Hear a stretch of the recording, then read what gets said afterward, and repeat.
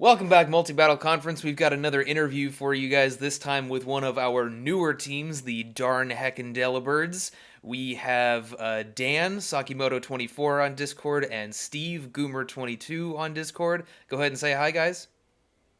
Hello. Hey, what's up? All right, so we're just going to go through their draft really quick, and then we're going to have them tell us a little something about their team. Their first pick they started off with was the new Galarian Moltres, followed by Wartortle and Reggie Steel. The fourth pick was Comfey, no doubt to pair with that Moltres. They followed that up with an Entei, a Luxray, a Nidoking, Archeops, Delibird, and finished off the draft with an A-tier pick in Virizion, which I don't think anybody else did. That was, I think, the only high-tier pick in the 10th round. Yeah. So pretty interesting there. Why don't you go ahead and tell us about the team, guys? So, our plan was to sort of make our first pick an offensive Pokemon, something that would put on a lot of pressure, be a good Dynamax candidate, be a sweeper, be a good pick at its tier. And I think we were debating actually Spectre, between Spectre and Moltres. We actually decided to go with Galarian Moltres. I have a lot of experience using Moltres in VGC. I really like it, and I think it's cool. And part of the reason we did that is because I think it can function. It can set itself up with Nasty Plot. It doesn't necessarily need like to be set up by like a weakness policy or something. Max Airstream is always useful. Dark. I feel like Dark typing is good, and I feel like it can also be a threat outside of Dynamax. So we wouldn't necessarily have to get all of its damage output, during those three Dynamax turns. So I don't know. I valued it pretty high up there, and then we kind of just wanted to build off our draft and go from there and get a versatile team and not necessarily stick with one or two modes. We prioritize having versatility and less weaknesses as opposed to more strengths, I guess is how I'd say it. And then we decided to go with War Turtle. We wanted redirection and fake out, and then I don't know. From there, we just kind of try to get different types, different offensive coverages, and different intimidate things like that. Try to be versatile. All right, sounds good. Steve, any input there? Yeah, I can go through some of the more individual picks and well, I went for them too. Like what's interesting, like Comfey, we got round 4, and we were actually thinking about getting a Prankstermon at that time, because I think Prankster's really useful in draft, and we didn't end up getting one, which I a little bit regret, but at the same time, we figured Comfey was still on the board. It pairs really well with Moltres. Floral Healing is just awesome. It's got a really unique ability. It gets Tailwind, and Trick Room. So it gives us a lot of supportive modes. And even with 82 special attack, like Stab, Draining Kiss is still really annoying too for Dark and Fighting types and Dragon. So we figured, it functions like a semi Prankstermon, with that Floral Healing and the attack. So we'll get it since it's pretty supportive. And then, yeah, we also had some other plans like Nidoking. We actually kind of knew we were going to pick Nidoking back around like 4, but we obviously didn't want to pick it that early. But we also figured that like if Nidoking got sniped, we could just get Nidoqueen. Like there's a backup there, so that's why we waited so long to get that. And then we wanted Luxray as an Intimidator, and so I think getting it at round 6 before everyone started picking their C tiers was really interesting because then they wouldn't have that option, and it's pretty versatile. I think it does a lot for our team. For sure, yeah. A lot of good information there. I like I like hearing about this team a lot, just more because we looked at this draft and felt a little bit confused by some of it, at least by the way that it was drafted and maybe the way they kind of work together.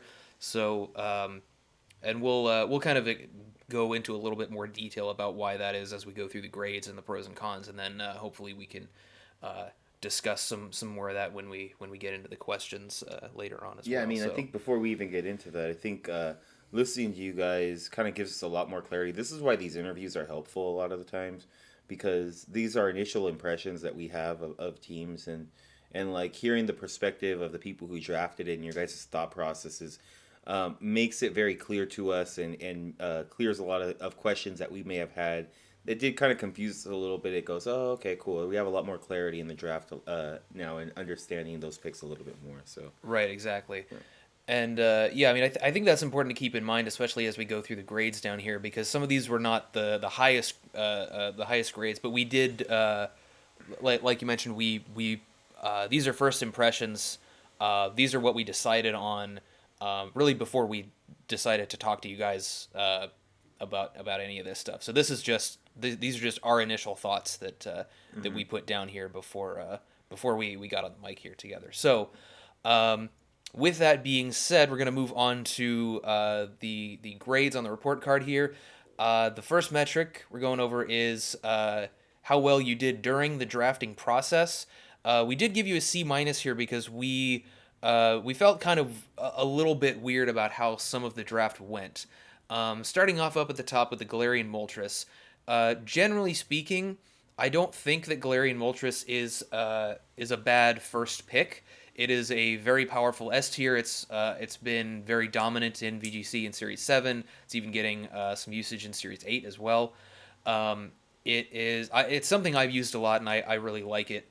It's very, very powerful. It's one of those Pokemon kind of like we were talking to the Mudkips earlier today, and it's one of the Pokemon kind of like Glastrier in that even when you know exactly what it's going to do, it still can be very hard to stop. So it is a powerful choice. I'm not knocking that at all, but the part about the Moltres as the first pick that seemed strange to us was that Moltres was taken despite a lot of other really high value S tiers still being on the board. Some of the Pokemon that we thought were the most valuable, either the most powerful or the most versatile, ended up getting picked toward the middle of the draft after you guys went, and that was stuff like Togekiss and Tapu Fini and Glastrier.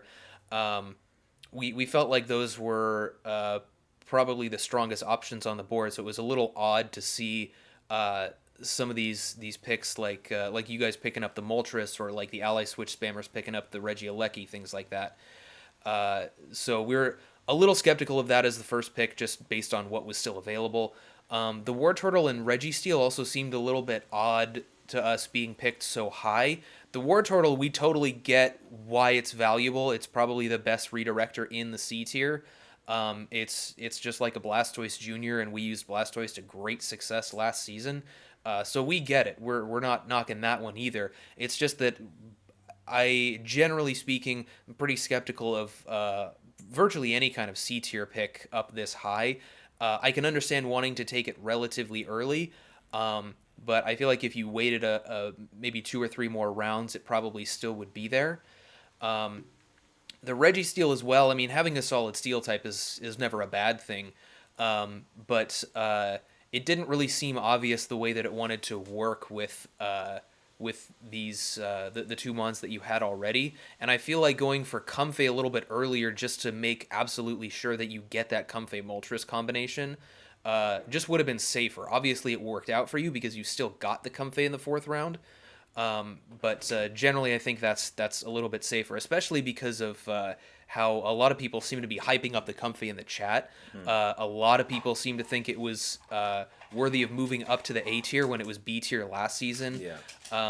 And so I think it was something that if I had the Galarian Moltres team, it's something that I would really worry about somebody else taking.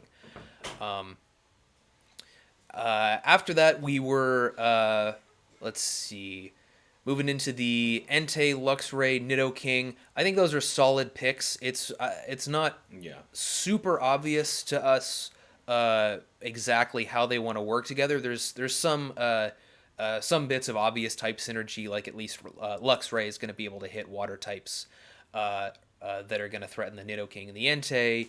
Nidoking is going to be able to hit rock types for the Entei, stuff like that. There's little bits of synergy, but it's not obvious how they might want to work together or work with the rest of the team exactly. It's not we don't exactly have something as standard as like a fire, water, grass core in here yet.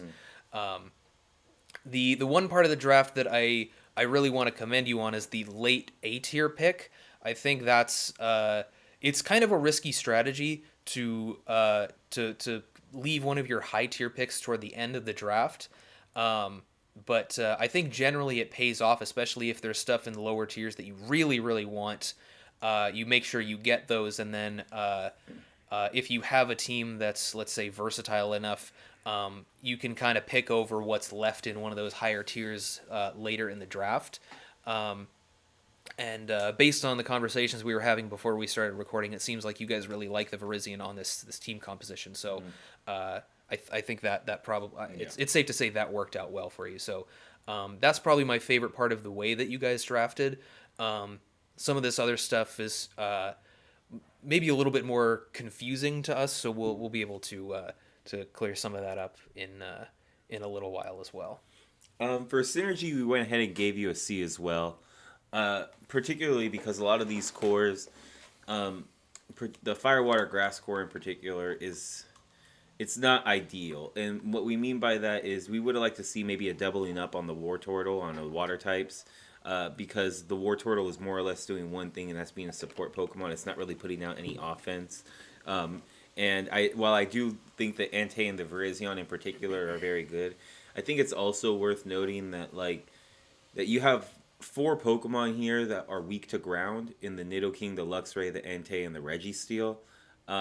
That can be particularly tough, even though you have 2 ground immunities and a ground resist in Moltres and Archeops, with the Virizion as the ground resist. In general, we kind of have to ding you a little bit for that, because it's one of the things that's going to make being a little bit more defensive more difficult, because you're going to have in situations where you're going to have only 3 Pokemon on the side, so 2 of those Pokemon may be ground weaknesses, and once that non-ground weakness gets blown up, it becomes very easy to just throw a ground attack into that slot. And even though you may have 5 Pokemon left, you only have 1 switch into that slot. So that's kind of where, being in multi-battles or having that experience comes into play.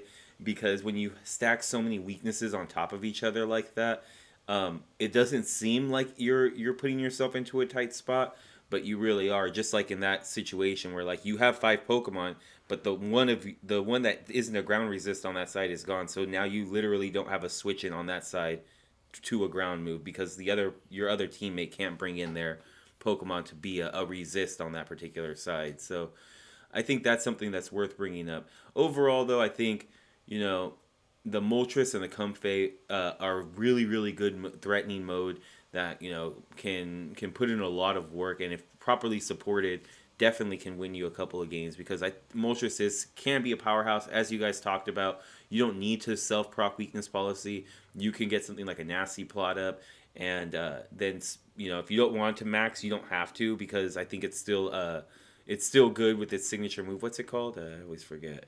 The dark Fiery Wrath. Fiery Wrath, yeah.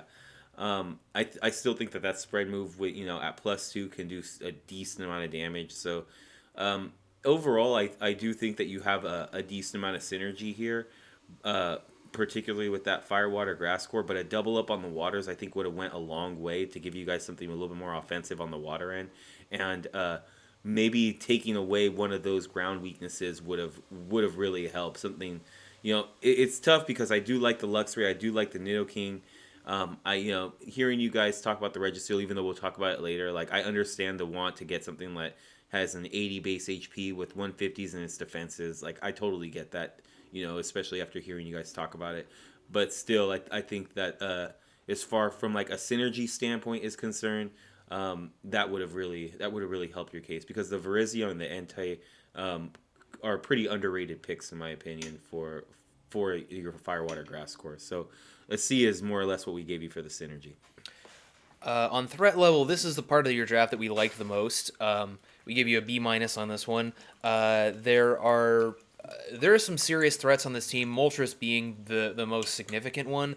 Like I said, it's one of these Pokemon that it can blow through teams, even if your opponents are fully aware of what the Moltres is trying to do. It's very hard to stop if you get it set up successfully. Speaking of setup, you have quite a few really significant setup options that can that really have a lot of sweeping potential. The Moltres, obviously, with either a weakness policy or nasty plot, combined with the Berserk, is very, very strong. The Registeel can set up with either Iron Defense, start going for body presses, or Curse as well. Body press works well with both of those sets. Even something like Swords Dance Virizion could end up being a pretty good max airstream sweeper. I believe it does get bounce, so it can do pretty well at that if that's something that might be good against a particular opposing team. And I think having really powerful support Pokemon like the Comfey and the War Turtle with the priority healing or the redirection makes those setup options even stronger. And then you have a couple of things like the Entei and the Nidoking that are more capable of just hitting the field and dealing damage immediately.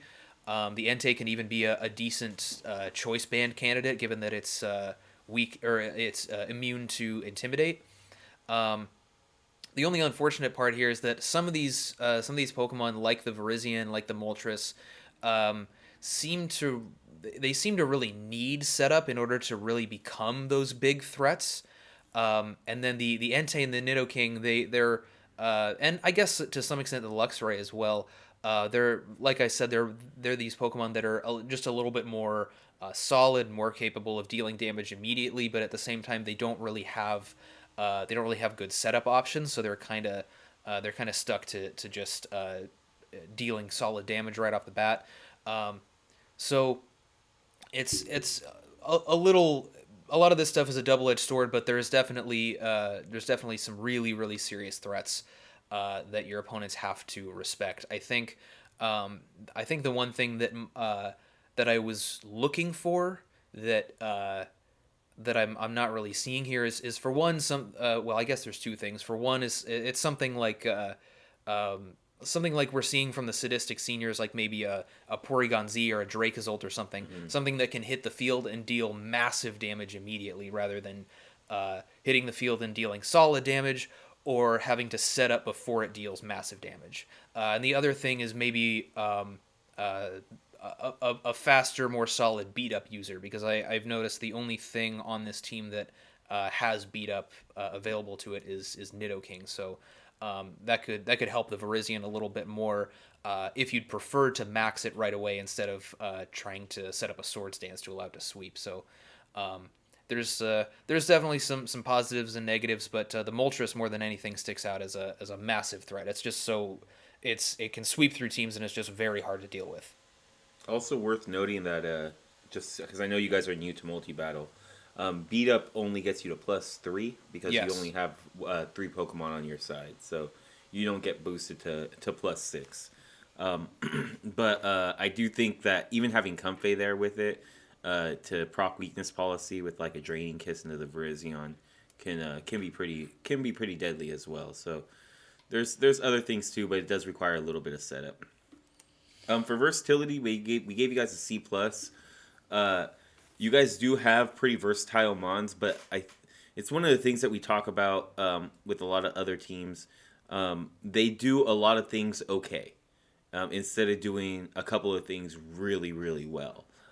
So, for instance, the War Turtle, it's probably on the higher end of that. It can obviously be a really good support, but something like Registeel is either...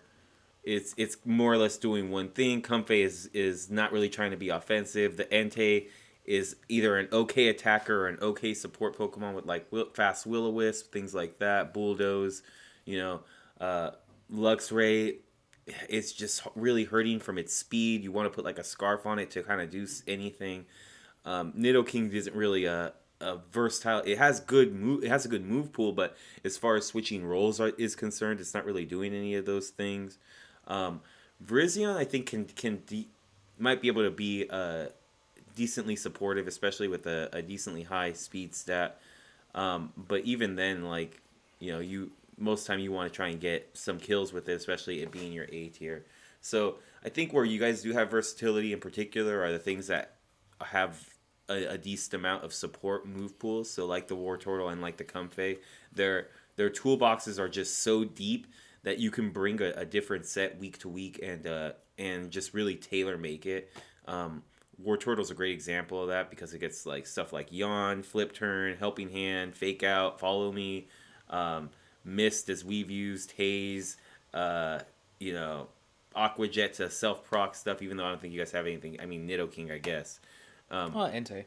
Entei too, yeah. So there's a decent amount of stuff that you can do with War Turtle that will help enable your other modes, but the difference between that and Blastoise is that Blastoise also offers the threat of setting up a Shell Smash and sweeping you. That does not really exist too much for War Turtle, and it's the same for Comfey.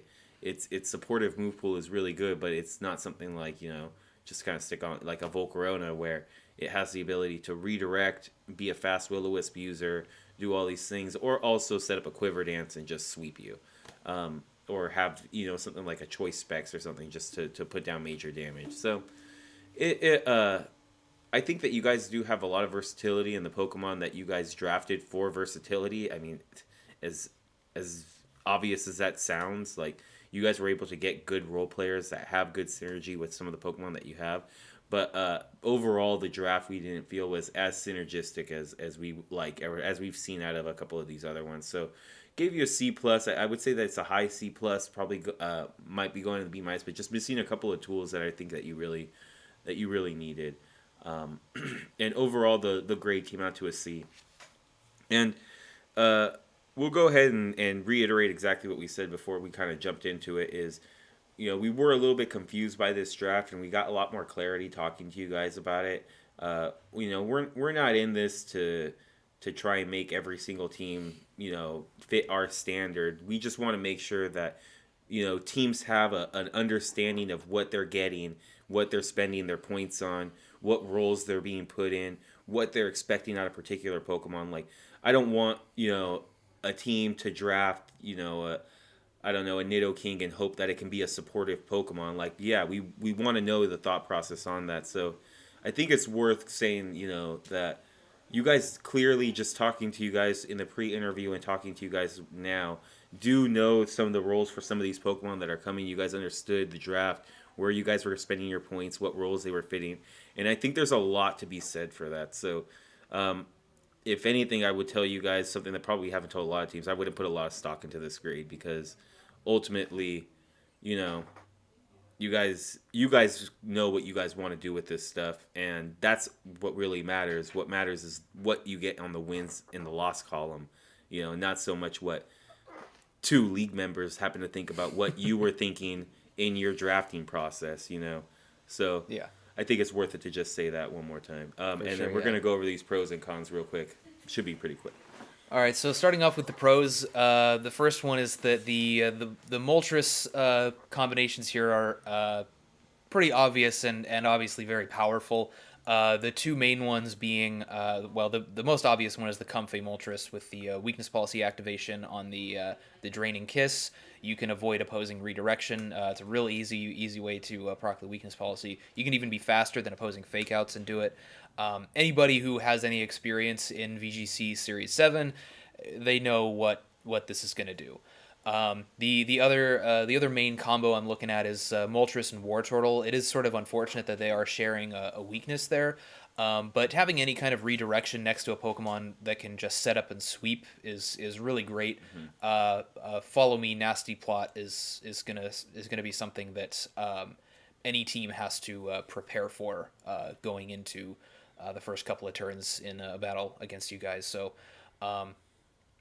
Don't really need to go into that too much. I think we all get what Moltres does.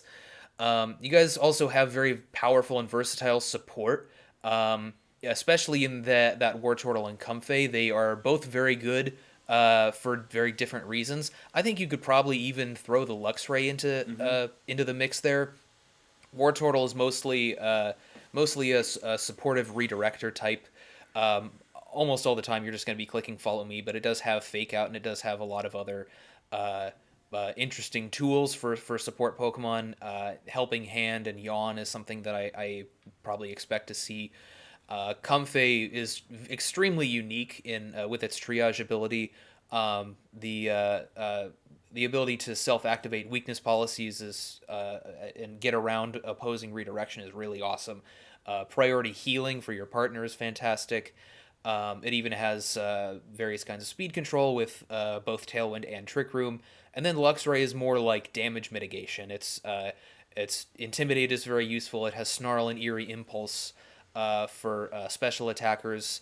I think it might even get Charm as well, although it's not super fast, so it's not going to use that quite as well as some other faster Pokemon or like a Prankster Pokemon. Same kind of goes for Eerie Impulse, but yeah, it's you guys have a lot of support options that do different things. So I like that. And then you also have some pretty strong self-activation weakness policy strategies, some of which may not be super obvious. They might be a little bit unconventional, or maybe a budget pick or a budget version of one that we typically see in VGC.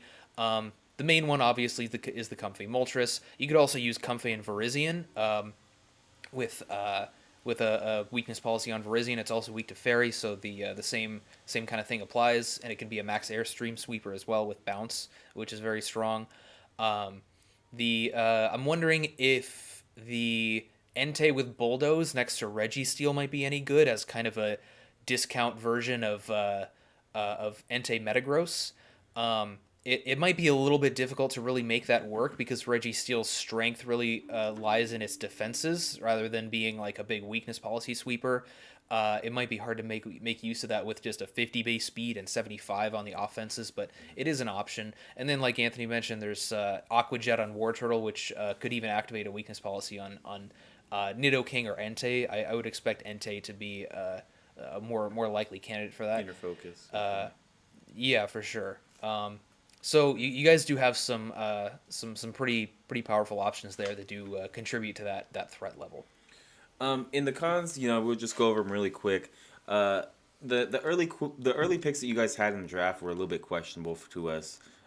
War Turtle not so much, and Moltres more than anything, and Registeel more than anything. Moltres, we understand it was the S tier that you guys wanted, so we understand going for it. We just felt that there was a lot of other very, very good S tiers on the board at that point, and we think that Moltres probably was more suited to something at the bottom of the draft. Was an S tier that was there, but ultimately, if you're gonna get the Pokemon that you want, and Moltres still has a decent amount of versatility and it has a decent amount of threats, so not a terrible pick. More the Registeel than anything. I personally think, and we talked about this before, I don't know if Registeel would have got drafted. The very least, Matt, is giving it the credit, saying that it probably will get drafted. And if it is, I think that you can wait until maybe the 6th or 7th round to pick it up. I don't think that it was a necessary pick in the 3rd. And there was a lot of good B tier picks that you could have definitely picked up there at that point. Something like a Copper would have been nice. That was a steel type. A Kartana, if you wanted to go for another S tier and go double S. There was, in our opinion, a lot of things, especially Kartana next to War Turtle would have been nice because you can redirect some straight fire attacks, and still have a very powerful option. I also think that it works well with next to Moltres. But in general, if I were to think of steel type in the 3rd round, Registeel really wouldn't be the one that we got. But obviously, if you're looking for it as a defensive pivot and more of a defensive steel, 80, 150, 150, it's unheard of. It's such good bulk. I don't blame you for not wanting to go for something that's just as bulky as that. But those 3 particular picks, especially, I would have moved the Comfey up so quickly. Maybe try to see if I can grab War Turtle in the 3rd, and if not, then maybe grab something else like a Togetic or something like that, because you already are weak to. You already have an electric type that's weak to electric, or I'm sorry, a water type that's weak to electric. Your redirector is weak to the same thing that you're trying to protect it from. So, go with the Togetic. Why not? It's just as good. Has a good move pool. I think War Turtle would be a little bit better, so I understand the want to kind of keep that. But yeah, that's mostly where we kind of come from, is just moving the Comfey up a little bit, and grabbing those other ones later on, particularly the Registeel. incomplete or lacking type cores, as we kind of talked about before, not really finishing out the fantasy core, and not doubling up on the water. I think really hurt this draft and not making it, a good synergy grade, because I think even something like a Primarina in the second round instead of the War Turtle would have been nice. Even though I don't, Wasn't available. yeah, because it would have been, it went right before. Yeah. Literally, I think a couple picks before. Yeah. But something like that would have been, an offensive water type would have been nice. I don't even think Milotic was available at that point either. Yeah, it got picked up fast. Fast. Yeah. So. Yeah, but either way, maybe an offensive water type to just go along with it, because I think that it really would have helped you, just your fire, water, grass core, not be so dependent on defensive synergy with just the War Turtle. So I think that that's worth bringing up as well.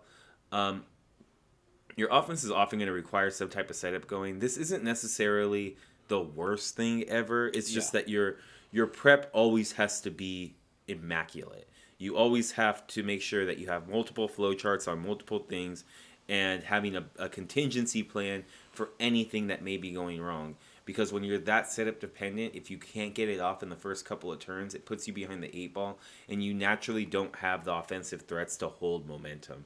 So I think that it's that while it's not necessarily a bad thing, it's going to force your prep to be very, very, very good on a week basis. And the last thing is weak to a trick room. For the most part, the slowest thing you have is Regiseal at 50. There's a lot of Pokemon that were drafted that are slower than that. So this team can be pretty easy to abuse just once it gets in the Trick Room. Granted, in a 6v6 format, Trick Room isn't as deadly, but a mid to late game Trick Room, once a lot of your resources are gone, can prove to be the death knell to a lot of teams. Once they just don't have the stuff to deal with it anymore, and now they're just taking knockouts because the defensive switches aren't there anymore. So I think it's worth bringing up that the weak Trick Room or lack thereof mode is just is weak or non-existent. So okay, so that wraps up our report card section real quick. We're going to ask you guys a few questions about your draft overall, and just kind of give us some clarity on where your guys' mind was when you guys were doing this draft in particular. The first one is a little bit not as critical. It's more talking about the A tier pick that you guys picked at the very end, something that we actually don't see a lot. So we actually commend you a lot for drafting and budgeting to a point to where you can pick up a lot of lower tier stuff up first, and then go in and grabbing the Virizion later. But we have to ask, what's the story behind the Virizion? What led you guys to end up getting this A tier at the very end? So, as you said earlier in the draft, we did, even though we got an S tier Moltres first, excuse me, we then got a C tier and then a B tier right after that, and I think throughout the draft we picked up quite a few other C tiers that we thought were just of good value, and we noticed I think like right after the 5th or 6th round that no one else really had. We were debating on which A tier we wanted because we thought we wanted one more A tier, but we noticed that no one else really had the points to spare for another A tier, so it was impossible for it to get sniped, and it was just completely safe. So we decided at that point we'll just save our A tier to the last pick. Yeah, it just made the most sense at that time. And we were debating a few, but we decided on Virizion.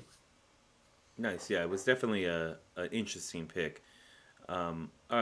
Next question was just going to be real quick. The War Turtle and the Registeel we felt were really high.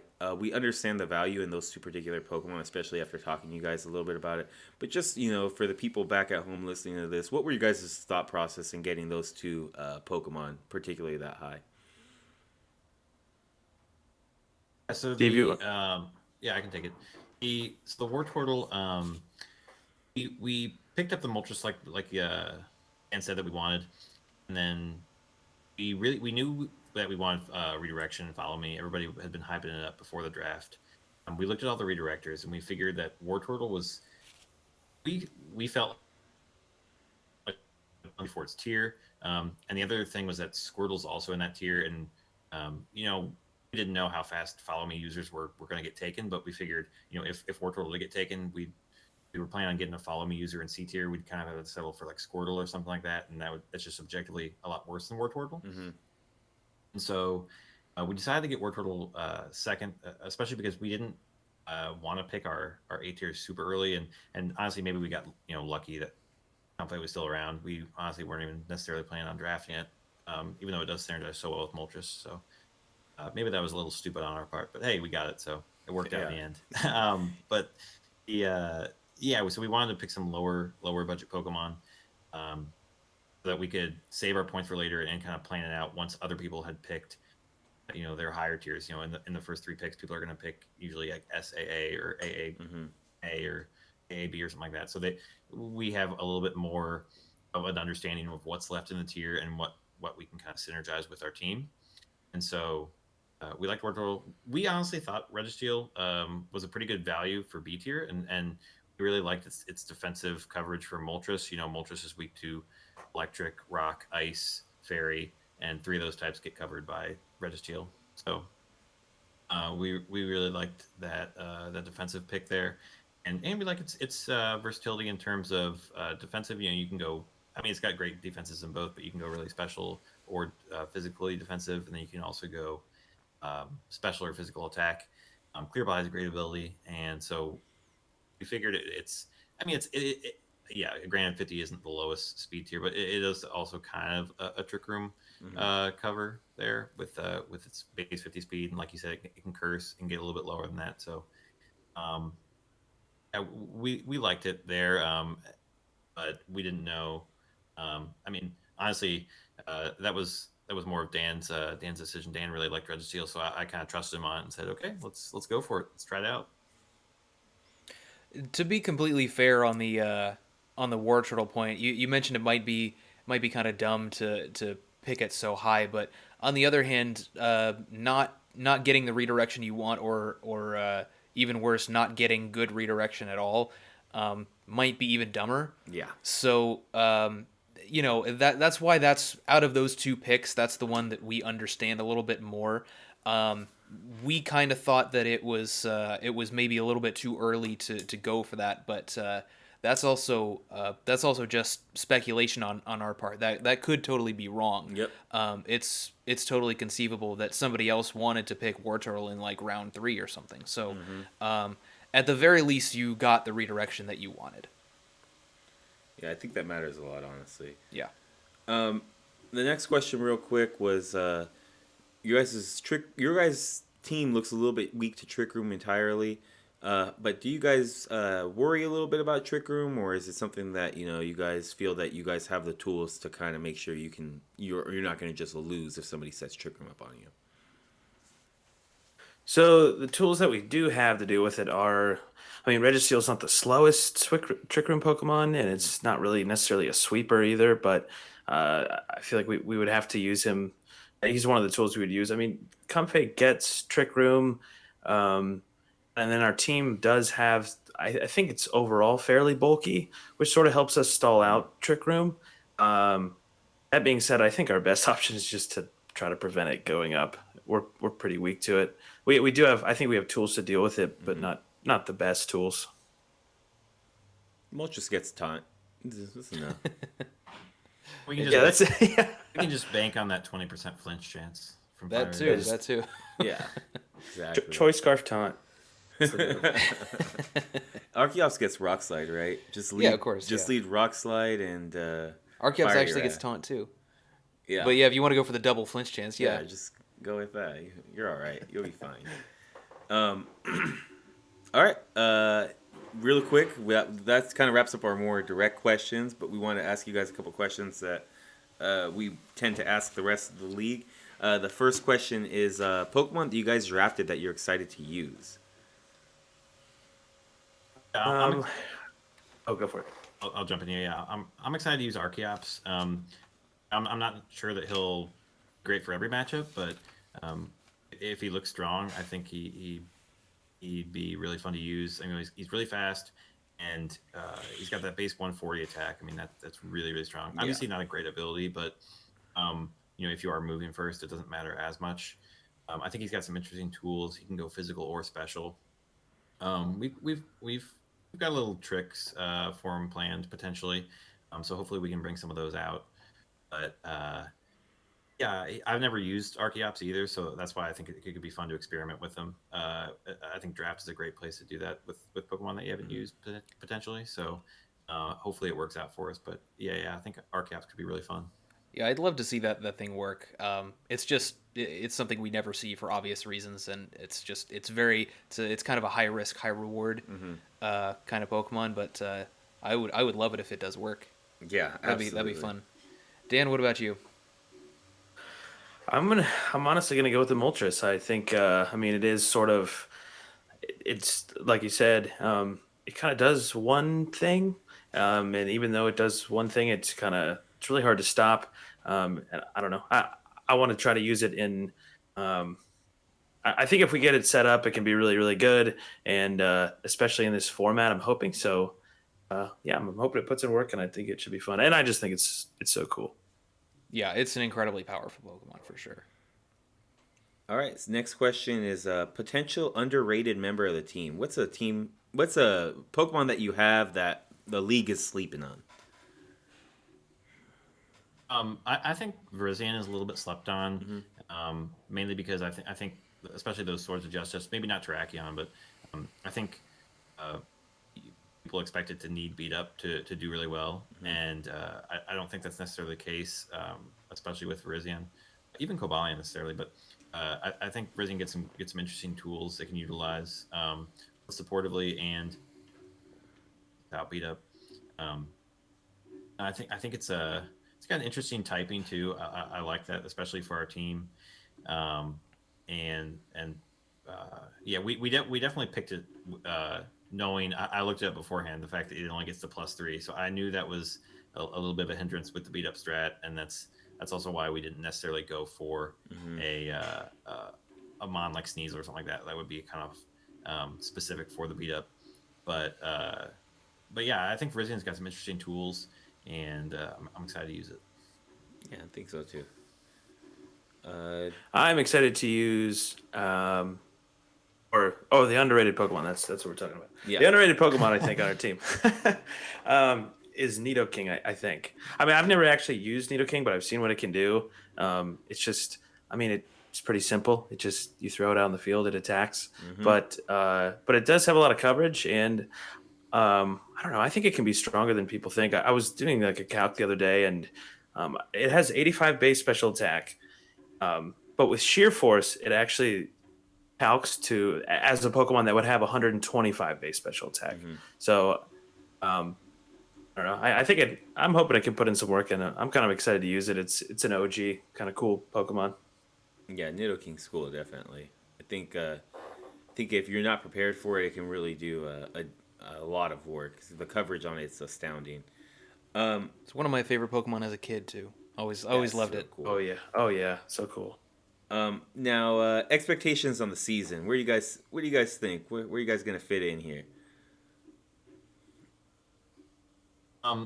Honestly, I think it first time in the league. I think making playoffs would be really really awesome. I mean, obviously, yeah, we'd like to win the whole thing, but yeah, just making playoffs would be really fun.